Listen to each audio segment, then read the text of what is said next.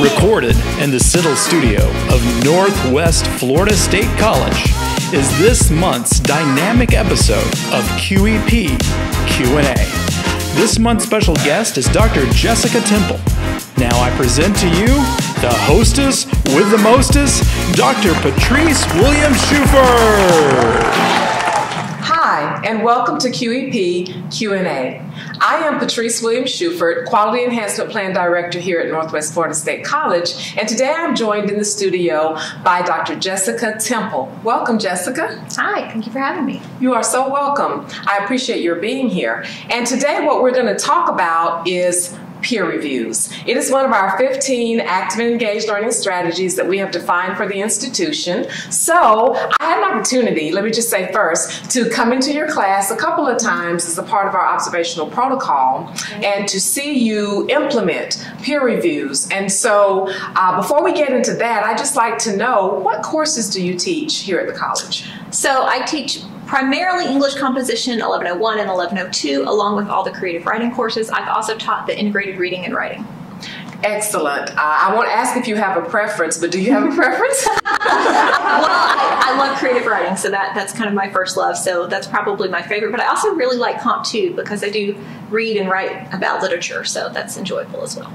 Okay, and so I just want to ask, are there particular points during the semester when you implement or utilize peer reviews with your students? So with my composition classes, I do it with every essay. So in Comp 1, that's 4. In Comp 2, that's 2 per semester. And then for creative writing, I do it with everything that they write. So if they're writing stories, poems, or creative nonfiction, I do one for each of the things that they turn in. So lots of peer review. Lots of peer review. Mm-hmm. Good. It's a staple for me. Yes, yes. And I got to see that in action, and it seems like the students were really engaged in it. And what I really loved about it is that you were engaged with them. Much like I do with my classes when I do peer review, you rotated around to make sure that they were actually doing the peer review, which I think is so important for that strategy.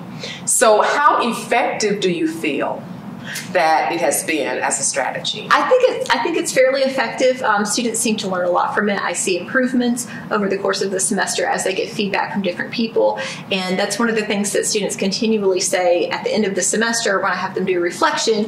You know, what was useful for you in this class? They always say peer review. They always say, you know, I learned something new, or I got a new perspective, or I never realized what I was doing until somebody pointed it out to me, and I, you know, have corrected that because of the peer review. So I think it's a really effective learning strategy. Yes, so do I. So do you mind kind of walking us through, like, what are the steps in the peer review? Do you give them a handout, or do you post something on the screen? How does the peer review happen? Okay, so I teach both in person and online, so it's a little bit different in each of those strategies.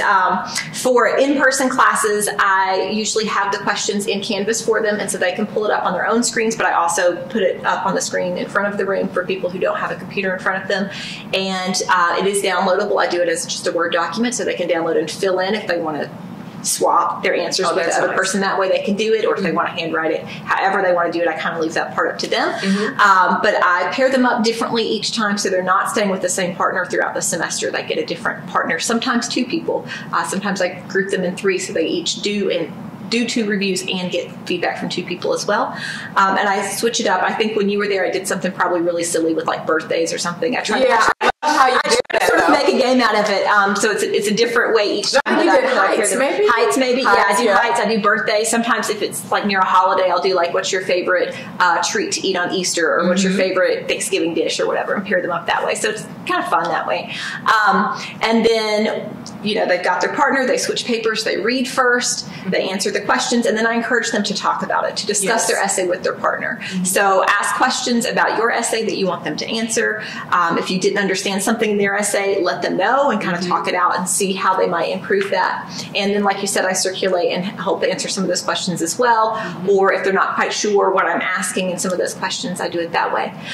For the online classes, I do that through Canvas. It's got a nice feature where you can just check a peer review box. And so I have it automatically assign them 2 partners. And so they will read 2 and they will get feedback from 2 people. And that kind of helps in case somebody doesn't do it, which I found sometimes online somebody won't do their peer reviews. And so then that person that they they were partnering with didn't get feedback. So I do too, so that kind of helps eliminate that problem. At least they get something. You get a safety net person. Exactly, exactly. And they just, they've got the same set of questions that my in-person classes do, and they just respond as a reply to that student's submission with their answers. I love it. Peer review, one of those quick, I won't say easy, but one of those quick strategies that you can implement. And it's almost applicable to any discipline. It doesn't really matter. It's an opportunity for students to get together and look at each other's work. Yes. Definitely. A lot of times I think that faculty think about essays or some piece of writing when they think about peer reviews, but you can really review anything. It could be math problems that you review. Yeah, that's what I was going to say. I think you could, I always use it for writing, obviously, because that's what I teach, but I think you could do it with math homework or with a science lab. You know, what did you find and what did I find? Right. And how do those compare? And did one of us do it wrong, or did we kind of just do it different ways, and that's okay? Absolutely. So we've talked a lot about peer reviews. Are there any other strategies that you frequently implement in your writing classes? There are lots of different strategies. I'm going to tell you about a new one that I've just started doing that I'm excited about. So I recently learned about Poll Everywhere. Yes. And she used that in a group that I was in, and I thought, how can I use that in my classes? At first I was like, I don't really think that would work for me. I don't know what I would use it for. And then all of a sudden last week I was like, oh, I can have them put problem sentences, like things that they are struggling with in their essays, up on the board, and we can work them out that way because it's anonymous. Right. So I've had them. Yeah, I've had them before, everybody, give me a sentence that you're struggling with. Let's work it out. And some students are kind of hesitant to say, like, here's this terribly worded sentence that I came up with and I need help. But in Poll Everywhere, it can be anonymous. Right. So I have them do, a sentence that's a problem for them, or I've also done it now with their citation. So give me one citation and let's go through and make sure that your citation is exactly right in MLA format. And if it's not, you'll know how to fix the rest of them. And my students really, really liked that. And that can be done before or after a peer review at kind of any stage in the process. And I'm thinking for next semester, I'm probably going to do that with like ideas for topics. What are you thinking of writing about? Throw your ideas up here and we'll kind of, everybody can vote up or vote down if they think it's a good topic or not. Well, I just want to share, this is the last QEP Q&A of this academic year, but I do want to, I've never shared anything that I've done, but I will share that since you brought that up, I used Poll Everywhere with my students when they were thinking of controversial or argumentative topics for their profile essays. And I can say that I think that if I had just asked verbally, okay, what are some topics that you're thinking about? Because some of the topics were ones that they were a little antsy about mentioning, that they would not have shared that. But I did a Poll Everywhere, and I did the open-ended one where when they put in the response, it just pops up on the screen. And it was so very effective because some topics came up there, and I think some people in the room were thinking, oh yeah, I wish, that's my topic. I'm glad that it's up there, and now my classmates know, but I didn't have to say it. So it can be effective for something like that. I did use it for that. It was very effective. And the thing that I like about Poll Everywhere is that it's living. They can go back to it, and they can see it later. Yes. So marrying Poll Everywhere and peer reviews, I always like to talk about marrying strategies, I think is really good if you can do that. So last thing, and this was not a planned thing, but I do want you to share that Northwest Florida State College, we're just coming off of Reads. Is there anything you want to share about how that was or who came to the campus? Sure.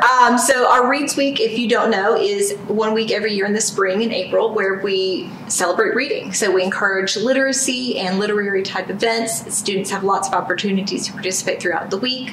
I think Candace Malatium, who set it up this year, did a really great job with fun stuff throughout the week. So we had a Read My Shirt Day. We had a Crazy Socks Day for Fox and Socks. We had a list of favorite authors or favorite quotes in the LRC that people could add to. All kinds of activities throughout the week. I think my favorite was the Blackout Poetry. Oh, I saw that. Which was in the library downstairs, and they had a couple of old books, and you could take a page and black out parts to create a poem with what's left, and that was really fun. And I brought my creative writing class over, and they loved that. So that was great. And then we wrap it up with a visiting author. This year was Naomi Shiabnai, who is a poet as well as a YA fiction writer, and she does a little bit of memoir and short stories and all kinds of things now. She was wonderful. If you did not get a chance to meet her and hear her read, you missed out. And please come next year. I don't know who the author will be, but I'm sure it will be someone else who's just as wonderful, and you'll want to be there for that. So thank you for sharing about that. It is a big deal that happens here on campus every April, and I knew you were involved, so I just wanted you to share about that. So thank you so much for spending some time here in the studio sharing about peer reviews.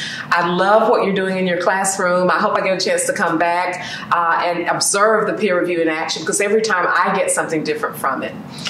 Before we end today's QEP Q&A, I would like to thank every single faculty member, full-time, adjunct, every administrator, every staff member, every person from another institution who helped us to make the Spring Faculty Forum 2023 an amazing event where faculty could learn from each other about strategies and lessons. Thank you so much for supporting that event. And because we're getting ready to end the semester and move into summer, I just want to say please have a beautiful and productive summer and find some time to relax. And as always, go Raiders.